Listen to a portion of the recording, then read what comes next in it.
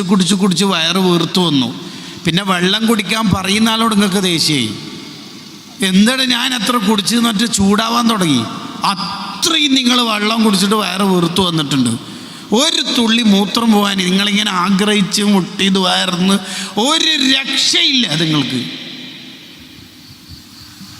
ഇനി ഏതെങ്കിലും ഒരു ഡോക്ടർ വെള്ളം കുടിക്കാൻ പറയുകയാണെങ്കിൽ അയാളെ തല പോകാൻ സാധ്യതയുണ്ട്. അത്രയും നിങ്ങൾ വെള്ളം കുടിച്ചിട്ടുമുണ്ട്, മൂത്രം പോകണില്ല. അങ്ങനെ ഇരിക്കുന്ന ഘട്ടത്തിൽ നിങ്ങൾക്ക് പരിചയമില്ലാത്ത ഒരാൾ വന്നിട്ട് ഒരു ഗുളിക, ഒരു ക്യാപ്സ്യൂൾ, ഒരു മരുന്ന് എടുത്തിട്ട് പറഞ്ഞു ഇത് നിങ്ങൾ കഴിച്ചാൽ മൂത്രമൊക്കെ സ്മൂത്തായിട്ട് പോകും, ഇല്ലെങ്കിൽ എന്നെ കൊന്നോളി, നോ പ്രോബ്ലം, കണ്ടീഷനാണ് പറയണത്.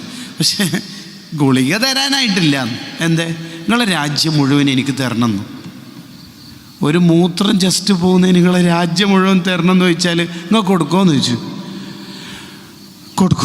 കൊടുക്കുമല്ലേ?